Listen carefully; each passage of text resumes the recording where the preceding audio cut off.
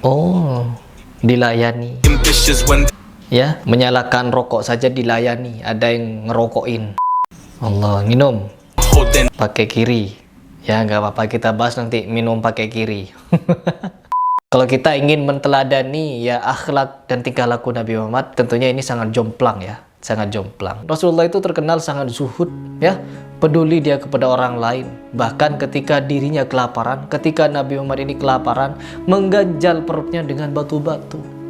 Ya, sampai-sampai sahabat itu ketika sholat berjemaah terdengar suara gertakan batu itu, teman-teman, seolah-olah seperti gesekan tulang yang disangkanya itu adalah lutut Rasulullah yang kurang sehat. A'udzubillahi minasyaitonirrajim. Bismillahirrahmanirrahim.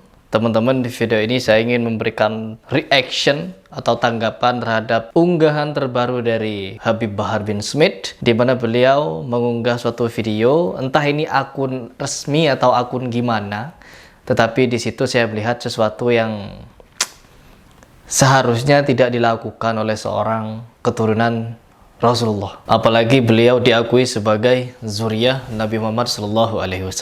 Di sini saya sama sekali tidak ada rasa hasad atau dengki kepada diri pribadinya Habib Bahar. No, ya. Meskipun dia punya Ferrari atau apapun itu berbentuk harta duniawi, saya tidak masalah dengan itu. Karena memang di dalam agama Islam, kita itu tidak dilarang untuk menjadi orang yang kaya. Kita tidak dilarang untuk menjadi kaya. Karena memang banyak sahabat Nabi Muhammad yang kaya-kaya. Contohnya seperti Utsman bin Affan dan beberapa sahabat lainnya yang kaya. Namun di antara mereka, meskipun mereka di dalam kondisi yang kaya, tetapi mereka masih berzuhud di dalam hidupnya. Hidup sederhana. Begitu. Baik, saya di sini ingin mereaction satu video yang dimana video ini menjadi keresahan saya, atau kenapa ada seorang habaib yang malah bertingkah seperti ini. Allah. Coba kita reaction, teman-teman.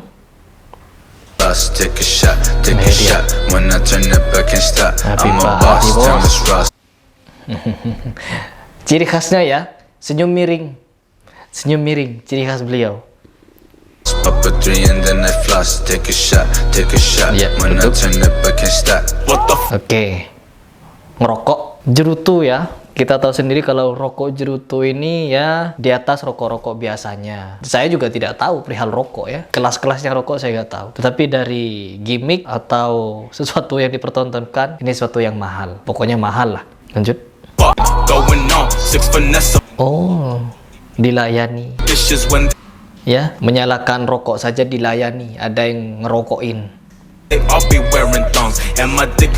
Allah, minum pakai kiri. Ya, nggak apa-apa, kita bahas nanti minum pakai kiri.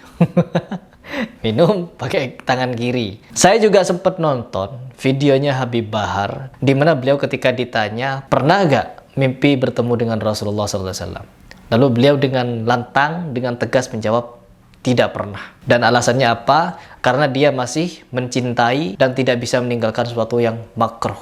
Seperti yang saya katakan tadi, seorang waliullah, jangankan yang haram, yang makruh pasti ditinggalkannya. Pertanyaan saya, itu Abah Guru Sekumpul merokok apa tidak? Bahkan saya sangat tertarik dengan pernyataan Habib Bahar bin Smith. Beliau menyatakan seperti ini. Assalamualaikum, ya Habib, pernahkah bermimpi ketemu Rasulullah? Terima kasih Habib. Nggak pernah. Kenapa Habib? Karena rokok. Karena rokok itu adalah yang paling dibenci oleh Nabi Muhammad. Walaupun saya perokok kuat. Sampai sekarang nih saya ini nggak betah karena nggak ngerokok. Nah, seperti yang saya katakan tadi, seorang waliullah, mereka pasti akan meninggalkan yang haram. Pasti itu, teman-teman. Tidak mungkin wali Allah akan melakukan perkara-perkara yang dilarang oleh agama. Nah, jangankan yang haram, yang makruh saja pasti ditinggalkan oleh para wali Allah. Nah, jangankan yang makruh, bahkan yang subhat saja. Perkara-perkara samar, mereka akan meninggalkan. Karena khawatir akan terjatuh kepada perkara makruh, apalagi haram. Merokok terus. Lanjut dulu. Ya. Merokok pakai tangan kanan, minum pakai tangan kiri. Lanjut dulu. on that long. Pasadena. Oh, ini yang bertato ya. Ini yang katanya di lehernya itu ada tatonya Habib Bahar. Ini juga gulu, teman-teman. Orang ini gulu kepada Habib Bahar sehingga tubuhnya ditatui dengan wajahnya Habib Bahar. Allah. Ini timingnya gimana ini ya? Timing pentatuannya itu gimana? Apa sebelum dia bertato sudah ikut Habib Bahar atau setelah ikut Habib Bahar? Timingnya saya nggak tahu itu. Gimana itu bisa bertato-tato? Tentunya kalau dia belum tahu atau belum kenal dengan Habib Bahar, tiba-tiba dia pasang tato mungkin wajar. Ya, hanya gulu cinta ketika sebelum bertemu. Setelah bertemu dikasih nasihat. Ya entahlah, gak tahu bagaimana konsepnya itu. Yang jelas ya, kalau mau ditanya respect atau enggak kepada Habib ini, lanjut dulu.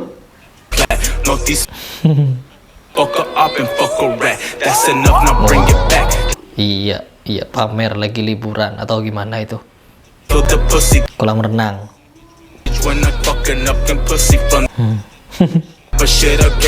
Kayak bos mafia Jepang ya. Kalau kalian nonton film-film Jepang, pasti cara pakaiannya, pola rambutnya, terus pokoknya tingkahnya seperti ini.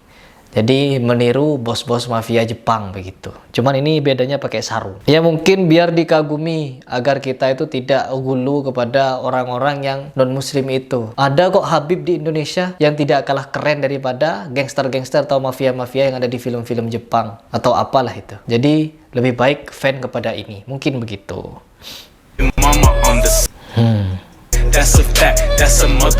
Pakai akik. Pakai cincin akik. Atau apa itu? Bener akik gak itu? Allahu Akbar. Kena matanya nanti. Allah. Allahu Akbar. Saya memang dari awal tidak respect dengan beliau. Sama sekali tidak respect dan tidak menjadikan beliau sebagai hujah. Kalau kita ingin menteladani ya akhlak dan tingkah laku Nabi Muhammad, tentunya ini sangat jomplang ya. Sangat jomplang. Rasulullah itu terkenal sangat zuhud ya, peduli dia kepada orang lain. Bahkan ketika dirinya kelaparan, ketika Nabi Muhammad ini kelaparan, mengganjal perutnya dengan batu-batu. Ya, sampai-sampai sahabat itu ketika sholat berjemaah terdengar suara gertakan batu itu, teman-teman, seolah-olah seperti gesekan tulang. Disangkanya itu adalah lutut Rasulullah yang kurang sehat. Sehingga sahabat bertanya, "Kenapa engkau ya Rasulullah?" Lalu Rasulullah menjawab, "Saya tidak apa-apa." Ya, saking zuhudnya Rasulullah tidak ingin membebani umatnya, apalagi memintakan sahabatnya untuk menyuapinya, untuk menyalakan rokoknya. Rasulullah tidak pernah seperti itu, teman-teman. Ya, Rasulullah duduk gitu seperti tiba-tiba Rasulullah duduk seperti raja begitu. Mau makan ada yang nyuapin, kepanasan dikipasin, mau nyalakan rokok dikorein begitu. Mau minum diambilin minumnya, disuapin. Pokoknya Rasulullah diem begitu, semuanya dilayani. No, Rasulullah tidak seperti itu, teman-teman. Itu adalah Rasulullah, akhlak Rasulullah, bagaimana dia menghormati ya. Bahkan ketika pembangunan Masjid Nabawi, Rasulullah ikut membantu pembangunannya, memikul kayunya, menyusun batunya, membantu mengangkat batu dan lain sebagainya. Itu Rasulullah ya. Jomplang, teman-teman, jomplang. Jadi sangat wajar kalau bagi saya pribadi ada orang-orang yang ingin mencari kebenaran mengenai nasabnya Habib Bahar ini. Ya, saya juga tidak ingin ikut campur perihal itu. Karena yang saya lihat di sini adalah sesuatu yang nampak di mata saya. Nampak apa yang saya lihat berkaitan dengan akhlak. Allahu Akbar. Saya tidak perlu banyak-banyak menceritakan kisah Rasulullah. Dengan beberapa kisah tadi sudah bisa memberikan kita pelajaran bahwa apa yang ditunjukkan Habib Bahar jomplang dengan Rasulullah.